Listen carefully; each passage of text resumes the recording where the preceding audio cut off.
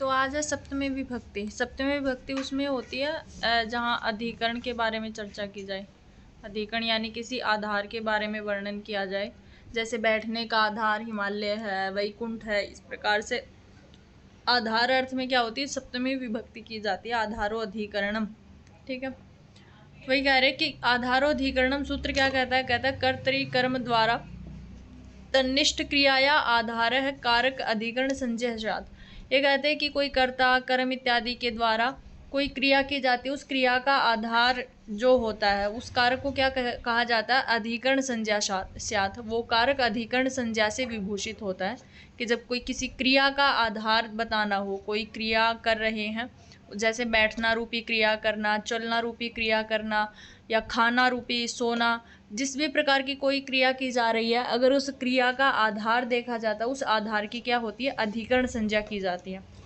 और उससे आगे सूत्र कहा सप्तम्य अधिकरणे च, अर्थात ऊपर जो बताया ना कि आधार की अधिकरण संज्ञा की जाती है, उससे आगे बताते हैं सप्तम्य अधिकरणे च। और वो अधिकरण किसमें होता है, सप्तमी विभक्ति में कहा जाता है। ठीक है, अधिकरणे सप्तमी स्यात्, यानी उस अधिकरण में कौन सी विभक्ति लग जाती है, सप्तमी विभक्ति लग जाती है। सूत्र पूछें तो कारक का आधारो अधिकरणम की क्रिया के आधार की अधिकरण संज्ञा होती है, और उस अधिकरण में क्या लग जाती है, सप्तम्य अधिकरणे च। सूत्र से सप्तमी विभक्ति का वहाँ पर प्रयोग किया जाता है। अब कहते हैं आधार त्रिधा। जो आधार होते हैं वो तीन प्रकार के होते हैं। एक औपश्लेषिक आधार होता है, ये इसके बीच में पाएगा, औपश्लेषिक आधार होता है, एक वैषयिक आधार होता है, और एक अभिव्यापक आधार होता है। औपश्लेषिक आधार जो इनफॉर्मल फॉर्मल, मतलब हर तरीके से हर जगह आप नॉर्मल तरीके से जो आधार है, जैसे कटे आसते, चटाई पर बैठता है, या मेज पर पुस्तक रखता है, या सड़क पर चलता है, जो नॉर्मल होते हैं, बेड पे बैठता है, चारपाई पे बैठता है, ये जो होते हैं वो औपश्लेषिक आधार होते हैं। ठीक है, तो जैसे कटे आस्ते, इसमें क्या है कि चटाई पर बैठता है, कटी पर बैठता है, तो यहाँ बैठने का आधार क्या है, कटी चटाई है, तो उसमें सप्तमी विभक्ति लग के क्या बन जाएगा, कटे आसते यहाँ पर बन जाएगा। एक होता है वैषयिक आधार, किसी इच्छा से आधार की वो हो रही हो, किसी इच्छा का जहाँ पर प्रदर्शन किया जा रहा हो। जैसे वैषयिक क्या होता है, विषय की इच्छा, किसी विषय की इच्छा हो, या किसी भी प्रकार की कोई चाहना इत्यादि वस्तु के ऊपर जो आधार किया जाता है वो होता है वैषयिक आधार। जैसे है मोक्ष इच्छा अस्ति, मोक्ष की इच्छा है, तो यहाँ पे मोक्ष में सप्तमी किस अर्थ में लगी है, वैषयिक आधार में लगी है, क्योंकि यहाँ पे कोई व्यक्ति है, उसे मोक्ष की इच्छा है। या कई बार हम बोलते हैं ये खाने की इच्छा है, यहाँ जाने की इच्छा है, तो यहाँ वैषयिक आधार किस पे डिपेंड करता है, इच्छा के ऊपर, विषय के ऊपर, कि आपको किसी विषय की इच्छा हो, किसी वस्तु विषय इत्यादि की इच्छा जहाँ पर दर्शाई जाए, वो कौन सा आधार होता है, वैषयिक आधार होता है। तो इसमें मोक्ष में किस अर्थ में, इच्छा इत्यादि अर्थ में यहाँ पे सप्तमी लग जाएगी, तो मोक्ष की सप्तमी क्या बनेगी, मोक्षे। ठीक है, एक होता है अभिव्यापक आधार। अभिव्यापक मतलब जो आधार सब में मिले, चाहे मनुष्य जाति हो, चाहे पशुत्व जाति हो, चाहे पक्षित्व जाति हो, किसी भी प्रकार का कोई भी इस संसार का जो भी प्राणी है, जो श्वास इत्यादि लेता है, जिसमें प्राण इत्यादि हैं, उन सब में वो आधार मिले, ऐसा होता है अभिव्यापक आधार। जैसे सर्वस्मिन आत्मा, आत्मा सब में रहती है, यहाँ पे सर्वस्मिन रूप किस में बनता है, हमारा सप्तमी विभक्ति में बनता है, स्मात् स्मिनव इत्यादि ये सूत्र से वो लग के स्मिन प्रत्यय लग के क्या बन जाता है, ये की जगह स्मिन आ जाएगा, तो सर्वस्मिन बन जाएगा। तो यहाँ पे क्या बताया, सर्वस्मिन आत्मा, मतलब प्रत्येक प्राणी ऐसा, कोई भी प्राणी ऐसा नहीं है कि जो प्राणवान हो और उसमें आत्मा न रहती हो, क्योंकि आत्मा जिसमें रहती है वही मनुष्य प्राणवान होता है। मनुष्य हो, चाहे पशु हो, चाहे पक्षी हो, आत्मा सब में होती है, आप ये बात सब जानते हैं। तो वही कह रहे हैं अभिव्यापक, मतलब जिस जगह सब में एक ऐसी कॉमन चीज़ जो सब में मिले, कॉमन वस्तु जो सब में, सबके ऊपर उसका आधार हो, तो वो आधार कौन सा होता है, अभिव्यापक आधार कहलाता है। जैसे सर्वस्मिन आत्मा, आत्मा संपूर्ण जगत में कोई प्राणी है, पक्षी है, मनुष्य जाति, कोई भी जाति है जो प्राण श्वास इत्यादि ले रही है, उसमें आत्मा मिलेगी। इसलिए यहाँ पे आत्मा रूप यानी अभिव्यापक के आधार में क्या हो जाती है, सर्वस्मिन में सप्तमी लग जाएगी, तो क्या बन जाएगा, सर्वस्मिन आत्मा। ठीक है, ये देख लेना, तस्यन विषय कर्म उपसंख्यानम, करेक्ट इत्यादि प्रत्यय लग करके कर्म में क्या हो जाती है, सप्तमी विभक्ति लगती है। एक वार्तिक है अधीति व्याकरण है, तो अधीता है जो अधीता है जो शब्द है वो किससे बनता है, क्ता प्रत्यय इत्यादि लग के, तो उसमें क्या लग जाती है, सप्तमी, यानी उस कर्म कौन कर्म कर रहा है, तो व्याकरण पढ़ने का कर्म, मतलब कोई सा कर्म किया जा रहा है तो व्याकरण पढ़ने रूपी कर्म किया जा रहा है, तो व्याकरण में क्या लग जाएगी, यहाँ पे त प्रत्यय होने की वजह से व्याकरण में सप्तमी लगेगी, तो अधीति व्याकरणे बन जाएगा। अब ये इंपॉर्टेंट सूत्र है, साधु असाधु प्रयोगे च। ये कह रहे कि साधु असाधु के प्रयोग में भी सप्तमी विभक्ति का प्रयोग किया जाता है। कहते जहाँ आप साधु शब्द का प्रयोग करते हैं, जहाँ आप असाधु शब्द का प्रयोग करते हैं, वहाँ पर भी आपकी कौन सी विभक्ति का प्रयोग होता है, सप्तमी विभक्ति का प्रयोग होता है। जैसे साधु कृष्णो मातरि, जो कृष्ण है वो अपनी माता के लिए क्या है, साधु है, श्रेष्ठ है। तो यहाँ किसके लिए श्रेष्ठ, अपनी माता के लिए श्रेष्ठ है। तो यहाँ पे साधु शब्द से मातरी शब्द में यानी किसके लिए श्रेष्ठ है और किसके लिए अश्रेष्ठ है, मतलब कौन उसे अच्छा, किसके लिए कृष्ण वो अच्छा है, किसके लिए बुरा है। तो यहाँ माता के लिए अच्छा है, इसलिए माता शब्द का अगर आप मातृ शब्द की सप्तमी बनाएंगे तो क्या बन जाएगी, मातरी। ठीक है, तो साधु कृष्णो मातृ, यहाँ पे साधु शब्द के प्रयोग में यहाँ पे मातृ शब्द में क्या लग जाती है, सप्तमी विभक्ति का प्रयोग हो जाता है, तो क्या बन जाएगा, साधु कृष्णो मातृ। ऐसे ही असाधु के प्रयोग में अगर वाक्य में आप असाधु शब्द का प्रयोग कर रहे हैं, वहाँ भी आपकी क्या होती है, सप्तमी विभक्ति का प्रयोग किया जाता है। जैसे असाधु कृष्णो मातुले, कि जो कृष्ण है वो अपनी मातुल अर्थात मामा के लिए कैसा है, असाधु है। माता के लिए अच्छा है लेकिन मामा के लिए अच्छा नहीं है, क्योंकि आपको पता है ना कृष्ण ने अपने मामा कंस का वध किया था, इसलिए कंस के लिए अच्छा नहीं है। तो यहाँ पे मातुले में असाधु के अर्थ में क्या हो जाएगी, सप्तमी विभक्ति का, जहाँ साधु शब्द का प्रयोग करेंगे वहाँ भी सप्तमी, जिसके लिए साधु है, और जिसके लिए असाधु है उस अर्थ में भी सप्तमी हो जाएगी। तो मातुले असाधु की, यहाँ मामा के लिए असाधु है, इसलिए यहाँ पे क्या हो जाएगी, मातुल में सप्तमी विभक्ति लगेगी तो मातुले बन जाएगा। इसलिए क्या रूप बनेगा, क्या कारक बनेगा, असाधु या कृष्णो मातुले, या सीधा बना सकते हैं असाधु मातुले। आगे है निमित्तात कर्म योगी, करे किसी निमित्त को ध्यान में रख करके कोई कर्म किया जा रहा है। अगर आप कर्म नहीं करेंगे तो उस फल की प्राप्ति नहीं होगी, और फल प्राप्त करने के लिए आपको वो कर्म करना ही पड़ेगा। दोनों एक दूसरे के ऊपर डिपेंड है। कहते हैं निमित्तम इह फलम, किसी निमित्त से फल को कहना। योग है संयोग समवायात्मक है, इन दोनों में कैसा संयोग होगा, जैसे क्या होता है ना, कोई चीज़ होती है कि उसमें संयोग समवाय संबंध नहीं होता है। जैसे हम जा रहे हैं दूध लेने के लिए, अगर हमें दूध नहीं मिलेगा तो इट्स ओके, हम दूसरी शॉप पे चले जाएंगे या बिना दूध ले आएंगे, चले वापस आ जाएंगे, तो उसमें कोई इतनी बड़ी बात नहीं है। लेकिन यहाँ क्या होता है कि अगर आप फल का प्रयोग कर रहे हैं तो फल कर्म से इस तरीके से जुड़ा होता है कि दोनों में समवाय संबंध है। ठीक है, अगर वो कर्म किया तो फल की प्राप्ति होगी, अगर नहीं किया तो फल की प्राप्ति नहीं होगी। जैसे क्या है, कहते चर्मणि द्वीपिनम हंति, चरम के लिए जो द्वीपी है उसको मारता है। तो यहाँ पे अगर किसी बाघ की खाल इत्यादि चाहिए, कहते हैं ना बाघ की जो ऊपर की खाल होती है उसके लिए बाघ को मारता है, तो यहाँ पे कर्म कर रहा है बाघ को मारने का, और बाघ को मारने का कर्म क्या है कि उससे फल की प्राप्ति होगी चरम की, मतलब उसकी जो ऊपर की चर्म है, खाल इत्यादि, उसकी प्राप्ति के लिए बाघ को मारना। तो यहाँ पे बाघ को मारना कर्म हो रहा है, और उसी कर्म के अंदर ही क्या है, अगर बाघ को नहीं मारा गया तो उसे फल की प्राप्ति नहीं होगी, उसे फल चाहिए तो बाघ को मारना पड़ेगा। तो वही है कि यहाँ पे चर्म का निमित्त कौन है, तो चर्म का जो निमित्त है, कारण है, वो बाघ है। ठीक है, तो इसलिए बाघ को मारना है। तो यहाँ पे फल क्या है, चरम का लक्ष्य है, मतलब चरम पाना उसका लक्ष्य है, इसलिए यहाँ पे सप्तमी विभक्ति लग जाएगी। तो चर्मणि द्वीपिनम हंति। ऐसे ही दंतयो हो हंति कुंजरम, दांतों के लिए हाथी को मारता है। कहते हैं ना हाथी के दांत बड़े अमोल होते हैं, अनमोल होते हैं, बहुत जल्दी से हमें मिलते भी नहीं हैं। तो यहाँ पे हाथी को मारना एक प्रकार से कर्म है, और कर्म निमित्त क्या है उसका, कि आपको फल की प्राप्ति, उसके दांत चाहिए हैं। तो अगर दांत चाहिए हैं तो हाथी को मारना है, तो दोनों एक दूसरे से समवाय संबंध से जुड़े हुए हैं। तो यहाँ पे दंतयो में क्या लग जाएगी, सप्तमी विभक्ति लग जाएगी दंतयो द्विवचन में। ऐसे ही केशेषु चमरी हंति, बालों के लिए चमरी रूपी गाय को मारता है। सिमनी पुष्कलो होता है, और वो जो जिसको हम बोलते हैं ना हिरन को मारता है। कुछ हिरन के अंदर एक सुगंधित पदार्थ होता है, उसके लिए हिरन को मारना। तो यहाँ पे सिमनी रूपी फल के लिए यहाँ पे पुष्ककल को हंता है, मतलब उसको मारा जाता है। तो यहाँ क्या होता है, निमित्त कर्म से क्या हो जाता है, फल, यानी निमित्तात कर्म योगे, किसी निमित्त को पाने के लिए, किसी फल को पाने के लिए यहाँ पे कर्म की लालसा की जा रही है, उस अर्थ में क्या हो जाती है, सप्तमी विभक्ति का प्रयोग माना जाता है। ऐसे ही आगे कहते हैं यस्य च भावेन भावलक्षणम, कहते हैं जब किसी भाव के बारे में चर्चा, देखो जब हम क्या करते हैं ना, एक धातुएं होती हैं कर्मार्थक धातुएं होती हैं, और कुछ धातु ऐसी होती है जो अकर्मक धातु होती हैं। अकर्मक धातुओं में कुछ धातु ऐसी होती है जो भाव वाली होती हैं, जो कर्म वाली धातुओं सकर्मक में नहीं गिनी जाती हैं, भाव कर्म में गिनी जाती हैं।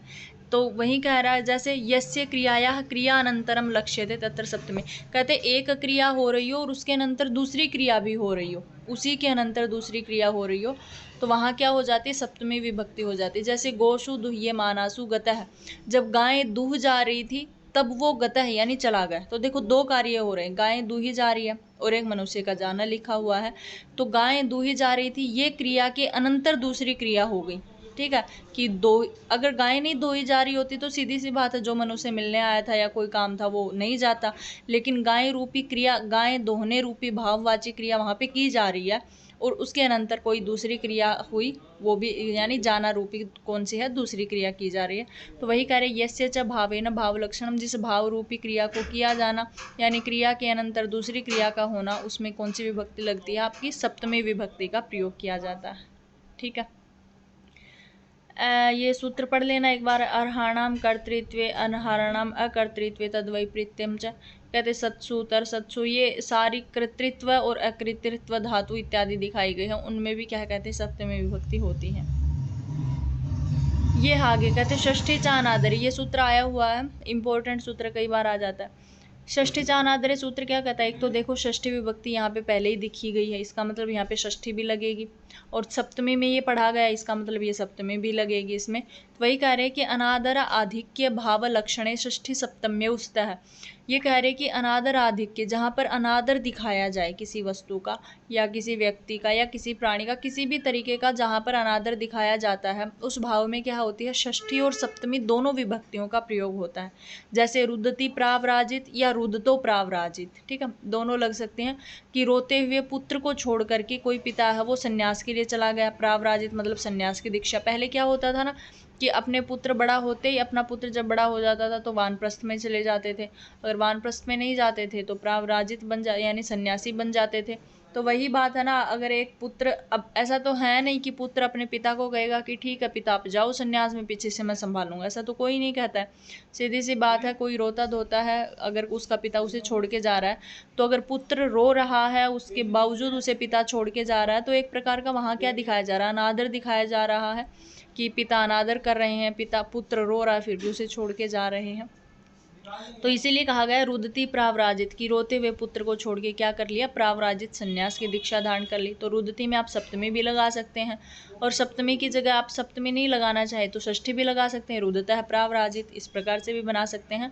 तो वही कह रहे हैं कि षष्ठी चा अनादर, अगर अनादर का आधिक्य जहाँ पर दिखाया जाए वहाँ पे क्या होती है, षष्ठी और सप्तमी विभक्ति दोनों का प्रयोग किया जाता है। उससे आगे सूत्र है, कहते स्वामी स्वराधिपति दायाद साक्षी प्रतिभू प्रसूतश्च, ये कहते एते भी सप्तमी भी योगे षष्ठी सप्तम्य उस्तः, ये कहते हैं कि ये जितने भी शब्द हैं स्वामी, ईश्वर, अधिपति, दायाद, साक्षी, प्रतिभू और प्रसूत, ये जितने भी शब्द हैं इन सभी के योग में षष्ठी और सप्तमी दोनों विभक्तियों का प्रयोग हो जाता है। सप्तमी तो होती ही होती है, सप्तमी के योग में आप षष्ठी विभक्ति का भी प्रयोग कर सकते हैं। तो आप गवाम भी बना सकते हैं, गवाम गोसु व स्वामी, यानी गवाम षष्ठी विभक्ति है कि गायों का स्वामी है, या गोशु स्वामी, गोशु भी सप्तमी का बहुवचन है और गवाम षष्ठी का बहुवचन है, तो आप षष्ठी सप्तमी दोनों का प्रयोग कर सकते हैं स्वामी इत्यादि अर्थ में। या गवाम गोसु व प्रसूत है, यहाँ पे आप गवाम प्रसूत है भी बोल सकते हो और गोसु प्रसूत है, ये ऐसे ही सारे लगा लेना। ईश्वर की षष्ठी और सप्तमी लगा लेना, अधिपति की षष्ठी सप्तमी, दायाद अर्थ में भी षष्ठी सप्तमी, और साक्षी शब्द उसका भी षष्ठी और सप्तमी दोनों में प्रयोग कर सकते हैं। ऐसे ही प्रतिभू शब्द और प्रसूत शब्द के साथ भी आप ऐसे बोल सकते हैं, गवाम प्रतिभू या गोशु प्रतिभू, ऐसे ही प्रसूत के साथ गवाम प्रसूत है या गोशु प्रसूत है। तो वही कह रहे स्वामी, ईश्वर, अधिपति, दायाद, साक्षी, प्रतिभू और प्रसूत, इन सारे शब्दों के अर्थ में क्या हो जाती है, षष्ठी और सप्तमी दोनों विभक्तियों का यहाँ पर प्रयोग किया जाता है। आगे कह रहे आयुक्त कुशलाभ्याम च असेवायाम, ये कहते आयुक्त और कुशल शब्द दोनों हों लेकिन किस अर्थ में हो, असेवा के अर्थ में हो, तो इनके योग में क्या हो जाती है, षष्ठी और सप्तमी दोनों विभक्तियां हो जाती हैं तात्पर्य अर्थ में, कहते हैं लिखा ना आगे आभ्याम योगे षष्ठी सप्तम्य उस्तः, कि इन सब दोनों के योग में, आभ्याम मतलब द्वितीय विभक्ति का, इसका मतलब दो ही अक्षर हैं पीछे की, आयुक्त और कुशल शब्द, जहाँ पर दोनों शब्द होंगे उनके योग में क्या हो जाती है, षष्ठी और सप्तमी दोनों विभक्तियों का प्रयोग होता है। किस अर्थ में, तात्पर्य इत्यादि अर्थ में। तो क्या बन जाएगा, आयुक्तो व्यापारितः, या आयुक्त है कुशलो वा, या हरिपूजनस्य वा। हरिपूजने अर्थ में क्या है, सप्तमी विभक्ति का प्रयोग किया गया, और हरिपूजनस्य में क्या है, षष्ठी का प्रयोग किया गया है। तो आयुक्त और कुशल शब्द में आप क्या कर सकते हैं, षष्ठी और सप्तमी विभक्ति का प्रयोग कर सकते हैं। अब ये सूत्र है, ये सबसे इंपॉर्टेंट सूत्र, ये तश्च निर्धारणम, ये कई बार पूछा जाता है।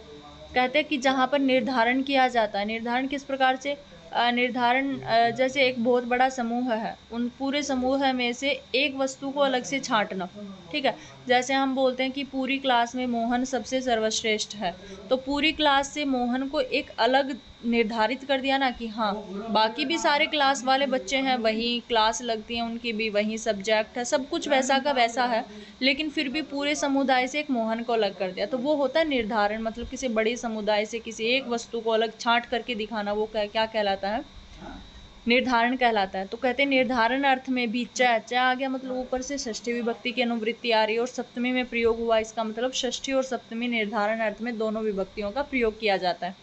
अर्थ में क्या लिखा, कहते जाति गुण क्रिया संज्ञा भी, इन चारों के समुदाय में, या तो जाति रूपी समुदाय में से किसी को छांटना, या गुण रूपी समुदाय में से, या क्रिया रूपी समुदाय में से, या किसी संज्ञा रूपी समुदाय में से एक देशस्य पृथक्करणम, किसी एक देश का पृथकीकरण करना, निर्धारण करना, यतः तत्षष्ठी सप्तम्य उस्तः, वहाँ पर षष्ठी और सप्तमी दोनों विभक्तियों का क्या किया जाता है, प्रयोग किया जाता है। कि जाति गुण क्रिया और संज्ञा भी, इन चारों के समुदाय में से किसी एक देश का पृथकीकरण करना, एक देश का निर्धारण करना क्या कहलाता है, षष्ठी और सप्तमी विभक्ति का प्रयोग वहाँ पर होता है। जैसे जाति अर्थ में क्या है, कहते हैं नृणाम नृषु व ब्राह्मण श्रेष्ठ है। जैसे नृणाम सारे के सारे मनुष्य जाति में से ब्राह्मण श्रेष्ठ है, ब्राह्मण श्रेष्ठ है। अब देखो संसार में, पूरी पृथ्वी में कितने मनुष्य हैं, पूरी मनुष्य जाति में से एक ब्राह्मण, एक पूरे एक देश को अलग छांट दिया कि ब्राह्मण सबसे सर्वश्रेष्ठ है। ऐसा नहीं कहा कि क्षत्रिय सर्वश्रेष्ठ नहीं है, वैश्य सर्वश्रेष्ठ नहीं है, शूद्र सर्वश्रेष्ठ नहीं है, सब श्रेष्ठ हैं, लेकिन सबसे श्रेष्ठ कौन है, तो वो ब्राह्मण है, ठीक है। तो यहाँ पे आप ऐसा भी लिख सकते हैं नृणाम ब्राह्मण श्रेष्ठ है, कि सभी नृणों में यानी मनुष्यों में ब्राह्मण सबसे श्रेष्ठ हैं। या आप नृणाम अगर षष्ठी का नहीं प्रयोग करना चाहते तो आप वहाँ पर सप्तमी का भी प्रयोग कर सकते हैं कि नृषु ब्राह्मण है श्रेष्ठ है, आप दोनों विभक्तियों का प्रयोग कर सकते हैं। ये था जाति अर्थ में, क्योंकि मनुष्य क्या है, एक मनुष्य जाति है और एक जाति से एक देश रूपी जाति को अलग किया जा रहा है। तो ये आपका जाति अर्थ में, आपसे यही पूछ लिया जाएगा कि नृषु व ब्राह्मण श्रेष्ठ है, किस अर्थ में यहाँ पे निर्धारण किया गया था। आपको ये भी ध्यान में रखना है कि यहाँ पे जाति अर्थ में, क्योंकि मनुष्य रूपी एक जाति है। उसके बाद गुण के अर्थ में कहते हैं गवाम गोशु व कृष्णा बहुक्षीरा, ये कहते हैं कि सारी की सारी गोशु यानी गायों में से कृष्णा, जो काले रंग की जो गायें होती हैं वो बहुक्षीरा, बहुत सारा दूध देने वाली होती हैं।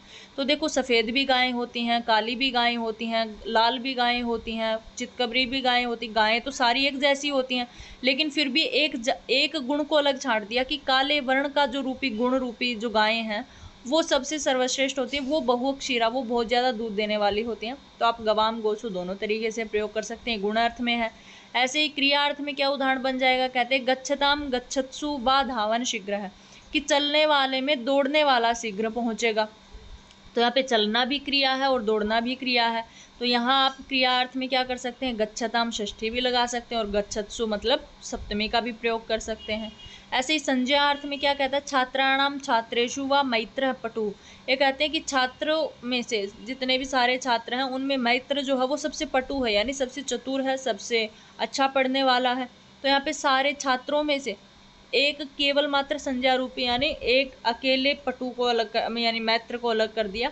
तो यहाँ पे क्या है, संज्ञा रूपी अर्थ में, ठीक है, यहाँ पे छात्र और छात्रों में से क्या कर दिया, मैत्र को अलग कर दिया। तो यहाँ क्या होता है, षष्ठी और सप्तमी आप छात्राणाम भी प्रयोग कर सकते हैं और छात्रेषु भी प्रयोग कर सकते हैं।